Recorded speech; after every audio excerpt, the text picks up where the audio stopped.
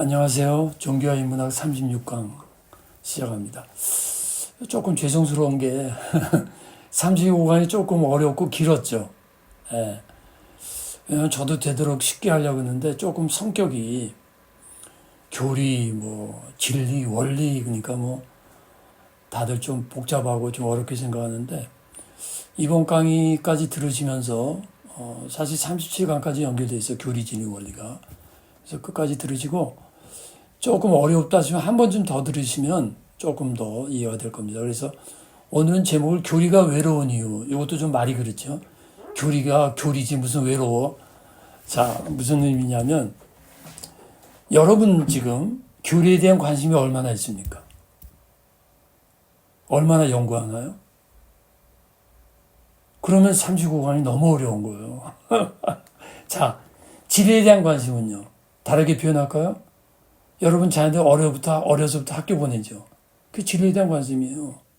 제가 유전 강의 때 말씀드린 대로 제가 교리, 진리, 원리를 말할 때 진리는 일반적 진리를 말하는 겁니다. 교리도 진리죠.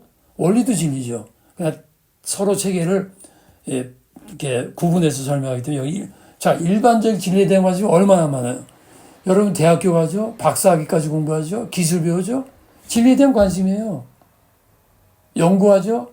나라에서 교육부 무슨 기술학교 엄청나게 투자하죠. 자, 원리에 대한 관심은요. 원리는 상식적으로 많이들 알잖아요. 뭐 해야 된다. 건강에는 뭐가 좋다다. 건강 음식은 뭐다. 그건 뭐예요? 신체에 대한 원리를 우리가 적용하는 거죠. 교리에 대해서는요.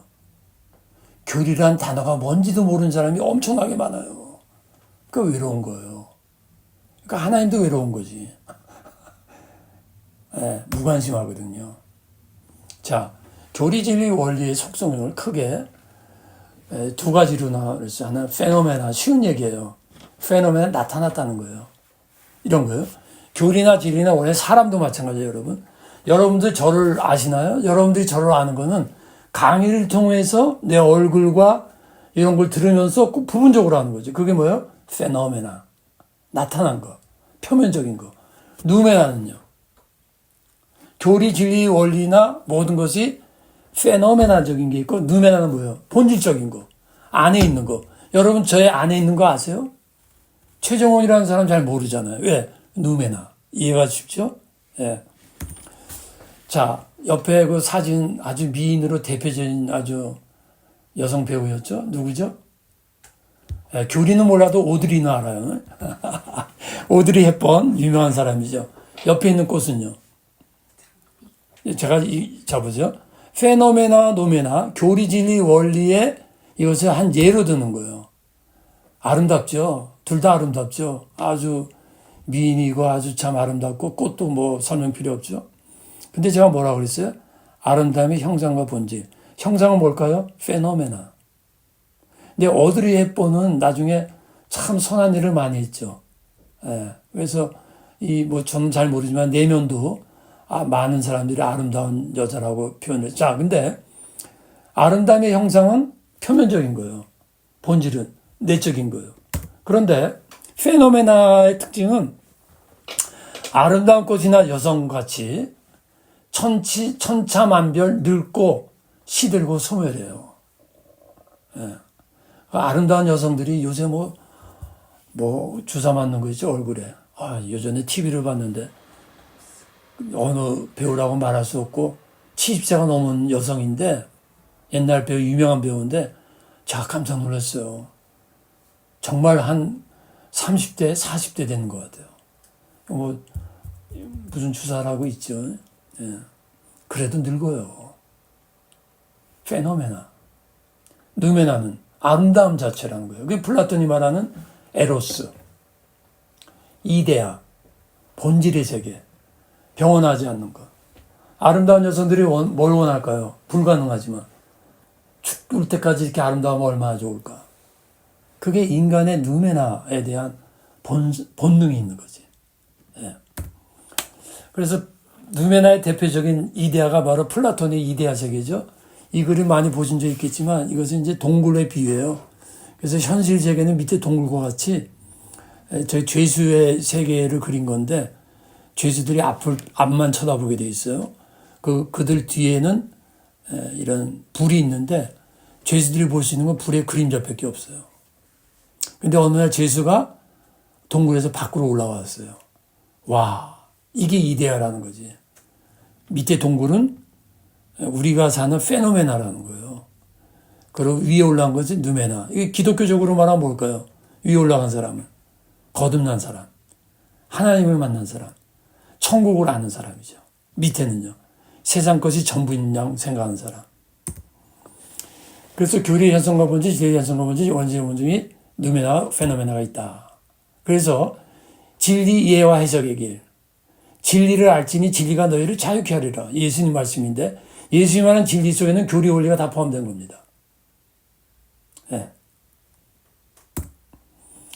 그러면 진리를 이해하고 해석하는 길인데 몇 가지 예를 들게요. 하나만을 아는 사람은 아무것도 모르는 사람이다. 독일의 문호 괴테가 그런 말 했어요. 현세를 알기 위해서는 내세를 알아야 되고 내세를 알기 위해서는 현세를 알아야 된다. 가끔 보면 뭐 천국 갔다 왔다 이런 분들 간증도 하는데 그분들이 말하는 내용은 좀 별 관심 없고요. 어쨌든 천국인지 내세를 갔다 온 사람들은 현세를 어떻게 돼요? 완전히 현세를 보는 눈이 달라져요. 예. 그러니까 우리의 현재를 나타난 표면의 세계를 알려면 그 뒷면에 내세를 알아야 된다는 거지. 예. 또 내세를 알려면 현세를 살던 사람이 갔을 때 그 차이점을 알죠. 개인을 알기 위해서는 사회를 알아야 하고 사회를 알기 위해서는 개인을 알아야 하는 비슷한 말이고요. 선을 알기 위해서는 악을 알아야 되고 그렇다고 해서 선을 알기 위해서 죄를 지라는 얘기가 아니죠. 여러분 죄를 입으러질 필요 없어요. 왜냐하면 우리 다 죄를 반복해서 짓기 때문에 종교를 알기 위해서는 문화를 알아야 되고 문화를 알기 위해서는 종교를 알아야 되는 거예요. 실체의 본질을 알기 위해서는 실체 현상을 알아야 되고요. 실체 현상을 알기 위해서는 실체 본질을 알아야 되는 거예요. 이런 거예요. 여기 물이 있습니다. 자, 물이 실체의 현상입니까? 본질입니까?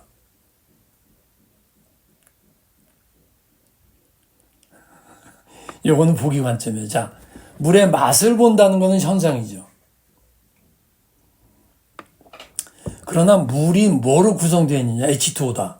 그거는 보다 과학적인 의미에서 본질을 아는 거다. 이렇게 표현하는 거죠.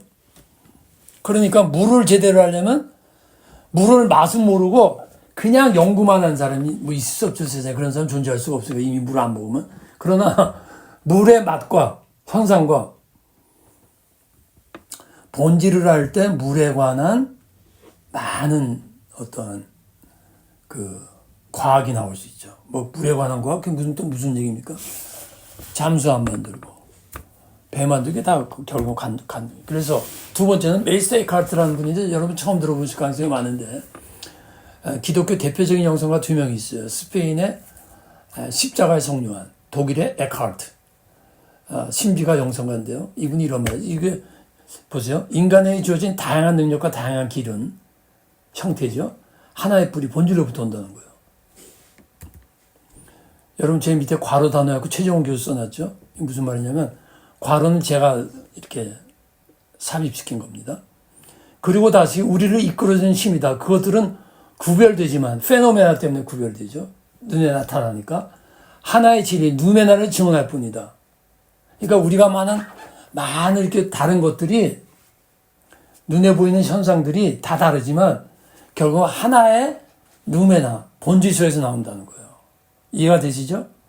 이해 안 되면 안 된다고 그랬어요. 거룩한 그리스도의 신앙과 신구약의 성서, 교리죠. 가르치는 것들을 철학자들의 자연적 근거들, 합리적 객관성의 도움으로 해석하려 한다는 거죠. 그렇죠? 예. 요게 위에 제가 어떻게 써있죠? 교리 플러스 진리라고 그랬죠. 거룩한 그리스도의 신앙과 신구약 성서 교리를 가르치는 것들을 읽기만 하는 게 아니라 철학과 자연적 근거, 철학은 뭐예요? 합리성, 자연적 근거는 객관성, 도움으로 해석한다는 거예요. 그러니까 같이 한다는 거지. 이전 강의에서 교리적 관점에서 진리를 보고 진리적 관점에서 교리를 본다는 의미가 같은 의미죠.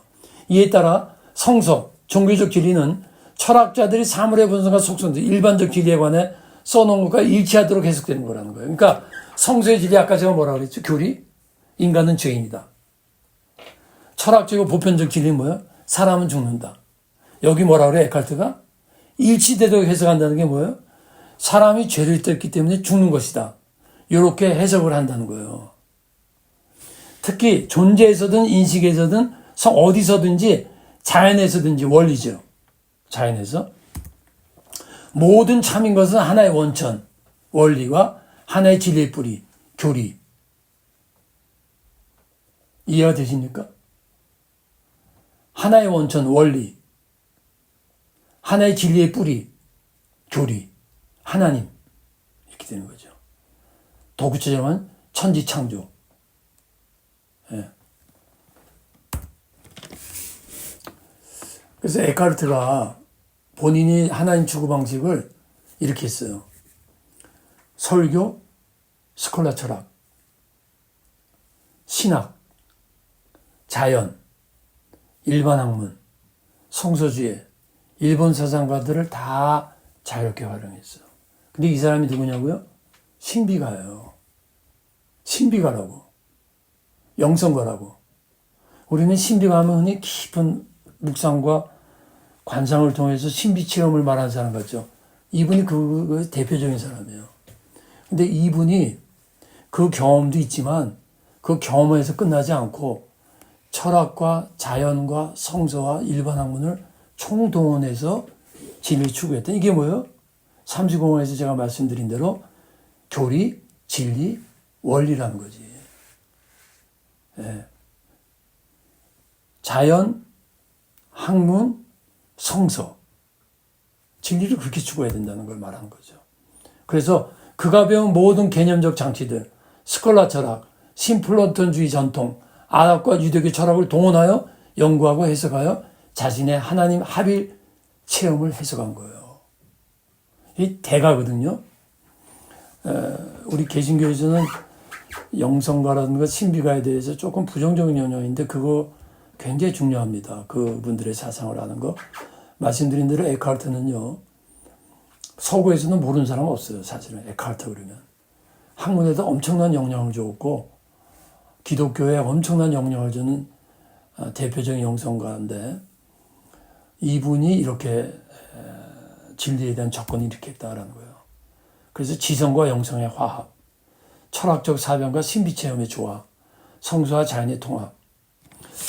여러분 제가 지금 말하는 게 너무 거창하게 들리죠. 저게 나하고 무슨 개인적으로 물론 그렇습니다. 이거 개인이 이렇게 뭐 다 한다는 게 쉬운 건 아닌데 저는 적어도 우리 기독교 지도자들, 목사님들, 신학자들 이런 분들은 적어도 이런 접근법으로 해야 기독교에 대한 이해가 깊어지고 그걸 소화시켜서 설교를 하시든지 성경 공부를 하시든지 이게 굉장히 중요하다고 생각합니다. 예. 평신도들이 하면 더 좋죠. 너무 좋고. 이전에 제가 수정순학을 잠깐 말했었죠. 데이비 트레이스라는 학자가 말한 거. 이거 다시 끌어온 거예요. 정통 기독교와 현대문화사의 상관관계를 통한 중개자 역할이 수정신학이라는 거예요. 지금 에카르트는 오래전 사람이거든요. 예. 그런데 에카르트가 자신의 신학 자체가 수정주의를 벌써 그때 실현한 거죠. 수정주의 신학 그래서 현대의 다원주의 상황. 다양하게 페노메나라고 그랬죠. 많은 현상들, 많은 가치관들, 많은 문화의 모습들, 신학의 본질, 진리의 누메나를 추구하는 임무가 있다는 거예요. 첫째는 종교적 전통에 대한 질문이 뭐예요? 교리죠. 현대사에 대한 종교적 차원에 대한 질문은 뭐예요? 진리와 원리죠. 그래서 현대성에 상이한 특정에 초점 맞춰 기독교의 전통의 교리를 재해석하는 거예요. 이건 뭐예요? 진리의 관점에서 교리를 재해석하는 거지. 그러니까 35강 들으신 분들이 요거까지 들으면 조금 더 설명이 이해가 되죠? 예. 그래서 조금 어렵게 그냥 단어, 개념을 많이 사용했던 것 같아요. 35강에. 근데 요거예요. 그냥 진리의 입장에서 개념, 교리 보고, 교리 입장에서 쉽게 표현하면 일반적 문화와 다양한 우리가 배우는 지식의 입장에서 종교 교리를 봐야 되고, 또 종교의 교리 입장에서 일반적인 문화의 상황과 진리를 우리가 봐야 된다. 그 얘기를 제가 39강 때 조금 개념적으로 설명드린 건데 조금 어렵게 해석이 된 것 같아요. 그래서 다시 한번 말해, 현대문화의 새로운 이해 해석 또한 해석, 문화의 형식 또한 본질을 추구하는 거지. 이게 무슨 말이에요? 문화의 많은 모습 통해서, 그건 뭐야? 페노메나니까. 나타난 거니까.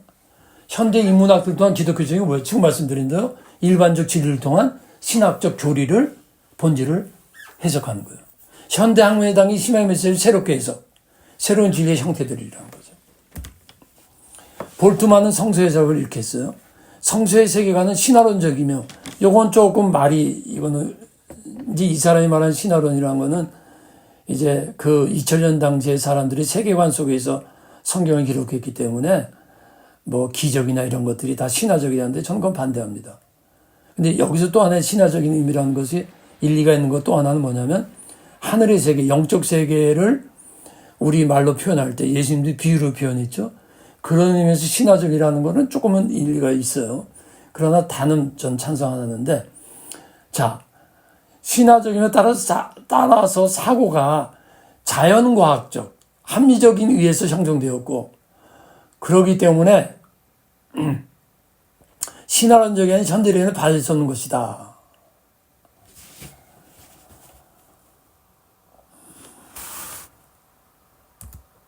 현대 인간은 자연과학의 결과인 기술적 수단을 이용한다.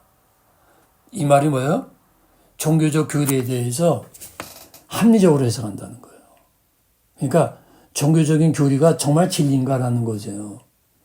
종교적인 교리가 정말 일반적인 우리 이성과 학문에 의해서 합리적으로 해석이 될 수 있느냐, 그걸 원한다는 거죠. 이제 불투만 같은 학자는요, 성서 해석을, 그 사람이 유명한 비신화라는 게 있어요. 무슨 말이냐면, 성서의 세계관은 신화론적이고, 이게 무슨 말씀이냐면 2000년대의 사람들의 어떤 세계관에 대해서 신화론적이라는 거예요. 자연과학적인 사고가 없이 그 어떤 기적이나 그들이 목격한 많은 사건들을 신화론적으로 표현했다는 거예요. 그래서 사고가 자연과학에 의해서 형성된 현대인에게는 신화론적인 내용들을 받을 수 없는 것이 된다는 것이 불트만의 입장인데, 저는 딱 그렇게 생각하네요. 왜냐하면 성경에 신화론적인 게 있어요. 근데 신화론적인 게 두 가지로 해석해야 돼요. 하나는 말씀드린 대로 어떠한 이렇게 기적 혹은 초자연적인 것을 그들이 갖고 있는 세계관 속에서 그걸 신화적으로 표현했다는 의미가 있어요. 또 하나 신화론적인 것은 무슨 의미가 있냐면, 태초 하나님이 천지를 창조했다. 그런 거 우리가 보지를 못했잖아요.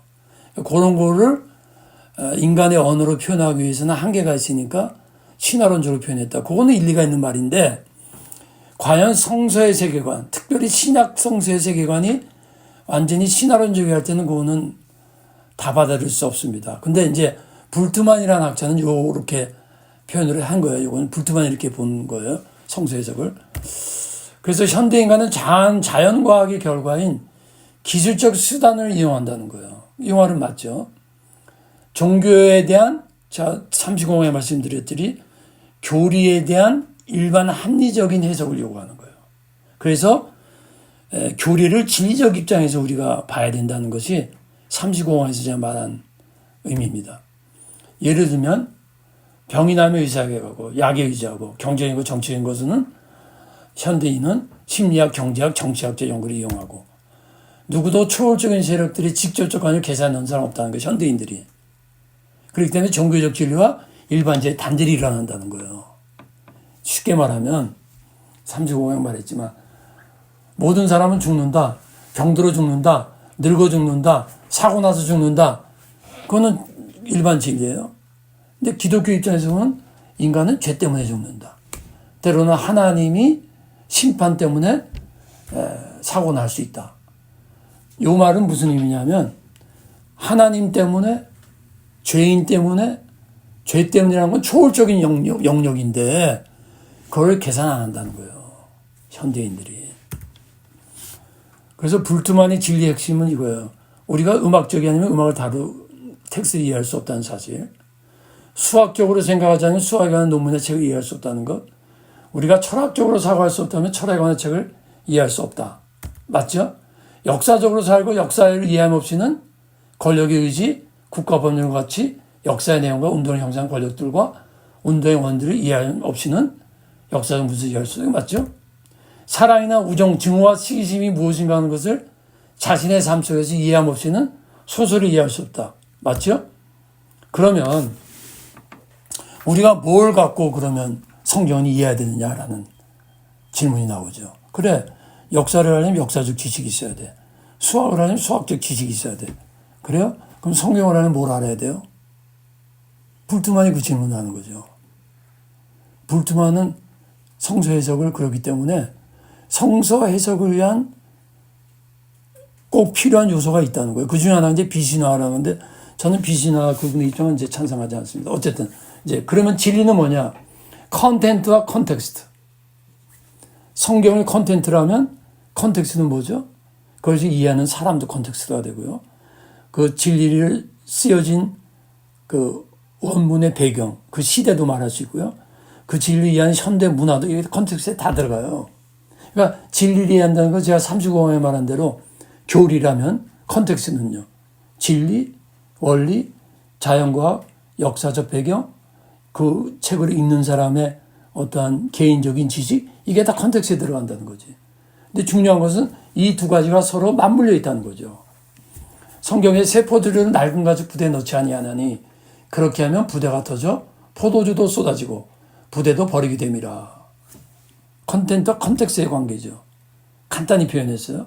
세포도주 세부대, 교회 문화, 교리 일반 진리, 종교 인문학, 진리 원리, 교리 원리 이렇게 간단히 지나가고 그 다음에 이제 조금 구체적으로 그럼 교리로 할 수 있는 게 뭐냐? 조금 아까 이제 불투만 같은 사람은 굉장히 합리주의적 해석가이기 때문에 비신화를 말했다면 이 우찌무라 간저는 제가 지대한 영향을 받고 이분 책을 다 읽었습니다. 40권 정도를. 그래서 뭐 거의 전공자라고 볼 수 있을 정도인데 이분이 이런 말을 했어요. 일본의 복음주의 사상가입니다. 하나님께 있어서 가장 깊은 것은 사랑이다. 사람에 있어서 가장 깊은 것은 신이다. 신앙이에요. 이분은 어떤 무슨 논리적으로 기독교를 설명한 분이 아니고 굉장히 실존적이고 굉장히 아주 하여간 통찰력 있는 사상가인데요. 하나님은 사랑으로서 사람에게 임하고 사람은 신앙으로서 이응답한다. 여기서 하나님과 사람과 참된 화합이 행해진다. 하나님의 사랑과 사람의 신앙입니다. 율법, 예언, 복음, 신앙도 이것으로 전부다. 간단한 얘기죠. 하나님이라고 하는 교리, 초월적 진리, 초월적 실제는 사람의 이성이 아니고 사람의 신앙으로 이해할 수밖에 없다. 아주 본질적인 말씀을 한 거예요. 제가 이전에 말씀했는데 그 다음에 두 번째 교리를 아는 길은 신학적 영역과 기나의 방식. 신학적 영역 강의할 때 혹시 이해됩니까? 이런 거야. 하나님이 세상을 창조했다. 교리죠. 신학적 영역 방식은 뭡니까? 그걸 믿고 살아가는 거예요. 그럼 귀납은 뭡니까? 비슷해요. 처음에 하나님의 존재를 믿고 시작하는 건 연역이죠. 전제로 하고 시작하니까. 귀납은 세상을 살면서 하나님이 정말 이런 거예요. 하나님이 우리 개인을 사랑하시고 인도하신다. 귀납 방식은 뭐예요? 연역은 그걸 믿고 사는 거예요. 그래서 발견하고 귀납도 비슷해요. 예수님이 나를 인도하신다는 걸 믿고 살면서 그걸 삶 속에서 발견하는 거예요. 연역은 삶 속에서 실현하는 거라면 귀납은 삶 속에서 발견하는 거예요. 근데 연역과 귀납은 엄밀히 말하면 연결되어 있는 거죠. 이 불투만 이분이 이 말씀은 또 맞는 말이에요. 신학적 영역 삶의 특성은 뭐냐? 신앙은 인간의 자기 안정성의 포기라는 거예요. 왜? 하나님 믿고 나가야 되니까. 불가시적인 피한, 눈에 안 보인다는 거지.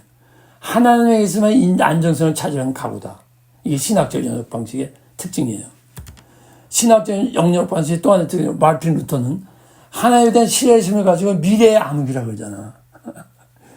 미래가 나쁘다는 의미가 아니라 미래는 안 보이니까. 그러니까 신학적 영역은 하나님의 존재를 믿고 나를 도와줄 걸 믿고 미래로 향하는 건데 그 미래는 우리 눈에 안 보인다는 거지. 이게 신학적 영역 방법이라는 거예요. 그래서 세 번째, 복음을 아는 길. 오직 부르심을 받은 자들에게는 유대인이나 헬라인이나 그리스도 하나님의 능력이 하나님의 지혜라는 거지. 교리는 뭐냐? 하나님의 지혜인데 하나님의 지혜란 말은 이거예요. 인간인지 한계성을 인정하는 거예요. 이 지혜는 하나님의 지혜는 이 세대의 통치자들이 한 사람도 알지 못하였나니 하나님이 자기를 사랑하는 자들을 위하여 예비하신 모든 것은 눈으로 보지 못하고 귀로 듣지 못하고 사람의 마음으로 생각하지도 못하였다는 것 같다는 거예요. 무슨 말입니까? 사람의 사상가들, 천재적인 학자들이 이 하나님의 지혜를 알 수 없었다는 거예요. 모른다는 거예요. 지금도 마찬가지라는 거죠. 자, 일반적 진리 입장에서 교리를 우리가 접근을 해야 돼요. 그래서 일반적 진리와 그걸 비교를 하고 차이점은 알지만 일반적인 이성의 한계를 이성 갖고는 알 수 없다는 거예요. 교리의 특성 보죠. 오직 하나님이 성령으로 이것을 우리에게 보이셨으니 성령은 모든 것 곧 하나님의 깊은 것까지 통달하시느라. 우리가 이것을 말하거니와 사람이 지혜가 가르치는 말로 아니하고 오직 성령께서 가르친 것을 하니 영적인 일은 영적인 것으로 분별하느니라. 그러니까 교리는 뭐예요? 영을 통해 하는 지식이라는 거예요. 교리의 특성은 하나님의 지혜인데 하나님 지혜의 특성은 영을 통해 하는 지혜라는 거예요. 영적 원리를 통해서 한다는 거예요. 영혼의 인식론적 메커니즘을 통해서 한다는 거예요. 이 말은 무슨 말이냐? 진정한 교리는 인간의 삶의 한 영역이 아니라 총체적 근본적인 영역을 포함한 진리다. 교리의 적성 빨리 지나갑니다. 이미 한 거기 때문에 초월적이고 형이상학적인 거고 모든 실체의 근본과 본질을 깨닫게 하는 진리다. 그 다음 교리의 특성은 영적 진리다. 그런데 영적 진리는 어떤 거냐? 정신적 진리와 다른 종류의 진리예요. 그렇기 때문에 다른 방식으로 이해해야 된다는 거예요. 그래서 교리의 특성이 쭉 나오죠. 이성을 초월한 진리, 일반적이와 다른 종류의 진리, 일반적 이성과 경험을 알 수 없는 진리, 이렇게 말한 거예요. 이제 마지막으로 그런 교리라는 좀 더 구체적인 길이 뭐냐? 진리의 인식의 메커니즘이라는 게 있어요. 조금 어려운 말이지. 이게 무슨 말이냐면 제가 지금 컴퓨터를 사용하면 컴퓨터가 돌아가는 메커니즘이 있겠죠. 그건 뭐예요? 기계적 메커니즘이죠. 기계라도 자동차 엔진하고는 다른 기계죠. 그걸 메커니즘이라는 거죠. 근데 칸트의 인식력이 어려운 건데 간단히 말하게 칸트는 인간의 이성이 인간이 지식을 하는 것이 오감, 경험 그걸 통해서 이제 갖고 들어온다는 거예요. 근데 그걸 감성이라고 그래요. 감정이 아니라 감성은 오감, 5개의 감각을 통해서 갖고 있는데 그게 선험적이라는 건 뭐냐? 이미 주어졌다는 거예요. 그게 시간과 공간이라는 선험적 특성이 있다. 그 다음에 그 들어온 거를 12범주라는 이성의 범주가 있어요. 그걸 통해서 우리가 판단한다는 거예요. 근데 문제는 뭐냐? 그거로서는 물 자체는 알 수 없다는 거예요. 그건 뭐냐? 우리가 색안경을 끼는 것 같다는 거예요. 색안경을 끼고 사물을 보면 올바르게 못 보죠. 제대로 색깔을 모르죠. 우리의 감성과 오감과 논리적 범주를 통해서 하는 인간의 인식은 단지 인간의 인식일 뿐이라는 거야. 그 대상은 알 수 없다는 거예요.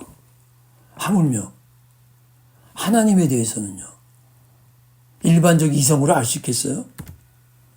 자, 할트만 스트라타 개념이 있어요. 할트만이라는 사람이 옆에 그리면 이제 지층이죠. 그러니까 인간의 존재에도 층이 있다는 거예요. 신체적인 층, 정신적인 층, 영적인 층. 이건 쉽죠? 예, 신체적인 면과 있다는 거지. 근데 물리적 법칙 영역 그대로 생명, 마음, 정신 파악에 강요할 수 없죠. 그렇죠. 우리가 물리적인 특성을 똑같이 정신의 요구를 못하죠. 그렇죠. 그래 안 그래요? 물리적인 영역이 있잖아요. 때리면 아프고 이렇게 걸어갈 수 있고 근데 내가 지금 밖에 있는 거를 보여요 안 보여? 안 보이죠. 그러나 정신적으로는 알죠. 밖에 우리 아내가 있고 뭐가 있고 근데 물리적인 눈에 보이는 거를 정신적으로 눈에 보이는 거고 정신세계를 봅니까? 못 본다는 그 얘기예요. 그러니까 물리적인 층의 영역을 그대로 정신 영역에 못 보듯이 똑같이 정신의 영역을 갖고 영적 세계를 그대로 적용 못한다는 거예요. 근데 학자나 일반 진리만이 옳다고 생각하는 사람들은 어떻게 오류가 있는 거예요? 정신적인 눈을 갖고 영의 눈을 보겠다는 거지. 근데 할트만이라는 사람은 너네들 봐라. 육의 눈 가지고 기억 놓고 낫 놓고 기억 잡는다는 게 뭐예요? 아무리 눈이 좋아도 가나다라 배우지 못하면 한글을 못 읽는다는 거죠. 그런데 한글 잘 그 책을 10,000권을 읽어갖고 아주 박식한 지식인도 영의 세계를 모르면 그거 갖고 영의 세계를 할 수 없다는 거예요. 즉 특정한 존재 영역에서 타당한 것으로 인식된 원리를 물리적인 세계에서 이게 원리를 아무 검증 없이 다른 영역에 적용하는 것은 잘못이라는 거지. 굉장히 상식적인 얘기인데요. 이분은 이것을 굉장히 철학적으로 쫙 했는데 그런 거 다 설명을 못 드리는데 굉장히 일리가 있고 굉장히 유명한 학자입니다. 즉 제2 하위층, 물질의 층에서 올바르게 인식된 것이라 해도 생명과 정신을 파악하는데 적합할 수 없다는 거죠. 그렇죠. 그러니까 심리학이 따로 있는 거지. 자, 35강하고 어떻게 연결되죠? 교리, 일반 진리, 원리, 그 세 개가 다 다르다는 거죠. 그러니까 일반 진리의 세계관을 가지고 교리를 공부할 필요는 있지만 그걸 그대로 적용해서는 교리는 할 수 없다는 거예요. 또 교리적인 것만 갖고 인문학적인 진리, 일반 진리를 알려고 그러면 너무나 원리적이고 교리적인 말만 해주지 일반적인 인문학 세계를 모르면 또 안 된다는 거지. 정신의 범주는 하위의 층 혹은 물질의 층을 파악하는데 부적합하다는 거예요. 실제 세계란 전적으로 인식될 수 없는 것도 아니고 전적으로 이해될 수 있는 것도 아니다. 자, 복음의 인식의 메커니즘이 있어요. 그럼 뭐냐? 성경은 폐하지 못하니 하나님의 말씀을 받는 사람 신이다. 요거가 이제 결론입니다. 요거 좀 재밌는 말 아니에요, 여러분? 복음 인식의 메커니즘. 제가 이제까지 복음은 교리다. 복음은 영적인 거다. 그러면 영적인 것을 알 수 있는 메커니즘이 있다. 그 얘기예요. 성경은 폐하지 못하나니, 자, 여기까지는 일리가 이해가 된다면, 하나님의 말씀을 받는 사람이 신이다. 이게 이제, 요것도 조금 아까 요게 이제 하기 전에 요거를 이제 좀 더 설명해 드릴게요. 정신의 범죄. 할트만 거를 내가 요게 나중에 거 먼저 넣는데 요건 좀 이따 설명하고, 결정성은 물질의 영역에서는 인과관계 형식을 취하지만 유기체 영역에서 완전히 다른 형식을 취한다는 거예요. 이해가 되죠? 물질의 영역에서 인과관계가 유기체, 인간 같은 유기체 영역에서 그대로 안 된다 그 얘기예요. 심리적 활동의 결정성은 아직까지 미지의 것으로 남아있다.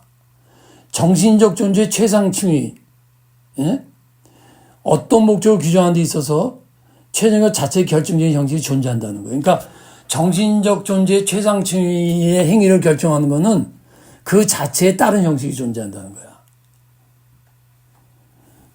물리적인 것을 적용한 것과 안 된다는 말이지만 동시에 영적인 것을 정신적인 게 그대로 들어가도 안 된다는 얘기예요. 소위 말하는 이거야. 믿습니다. 아멘. 하나님 믿으면 다 될 줄로 믿습니다. 그리고 우리가 할 일 안 하는 거. 즉 가치에 대한 결정성은 물질 영역에서 일하는 결정과 또 다른 정신의 영역에서 나타나는 형식이라는 거예요. 가치관 같은 거는 이런 거예요. 당신은 뭐가 제일 중요한 가치야? 당신 삶의 제일 중요한 가치가 뭐야? 이렇게 질문하잖아요. 사람마다 조금씩 다르죠. 어떤 사람은 나는 하나님 믿는 가치야. 어떤 사람은 나는 행복한 게 나의 가장 중요한 가치. 어떤 사람은 난 돈 많이 버는 거야 라는 거지. 예. 그러면 그렇게 중요한 가치관을 결정하는 것은 뭐냐? 사람마다 다르게 나타난다는 것은 또 다른 정신의 영역에서 나타난다는 거죠. 그런데 물질적인 범죄에 속한 진리를 물질 층에서 올바르게 인식된 걸 그대로 생명과 정신을 파악하는 데 사용하는 게 적절하다고 말한 사람이 칼막스예요. 그러니까 유물론주의가 된 거야. 그러니까 칼막스는 물질, 사회층에서 적용된 걸 그대로 인간에게 적용할 수 있다는 거야. 그러니까 유물론이에요. 잘못했다는 거죠. 자, 요게 바로 요거를 제가 여기로 따왔어야 되는 거예요.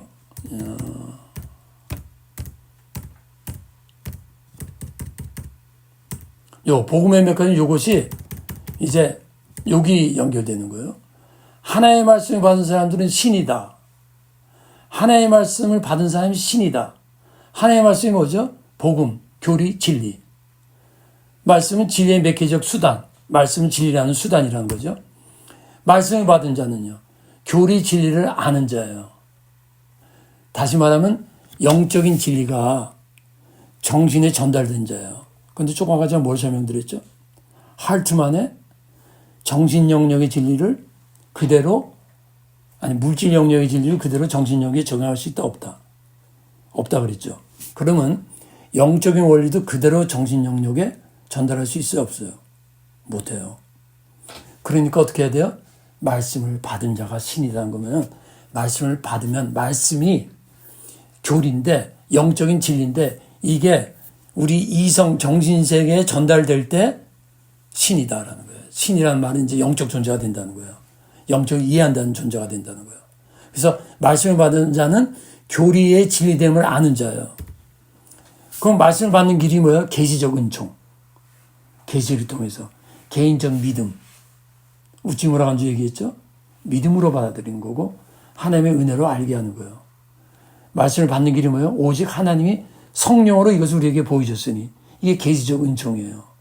이 길이 영적인 진리의 층을 이성의 정신세계에 연결시키는 메커니즘이라는 거예요. 이렇게 알 때 신적 존재가 된 자, 신적 존재의 특성, 일반적 인간에서 영적 인간에서의 존재 변화. 그래서 신적 존재는 말씀으로 살아가는 자, 말씀으로 영의 세계를 보는 자, 영으로 하나님의 영으로 하는 자, 영으로 하는 것 교통하는 자. 예, 여기까지 하겠습니다. 감사합니다.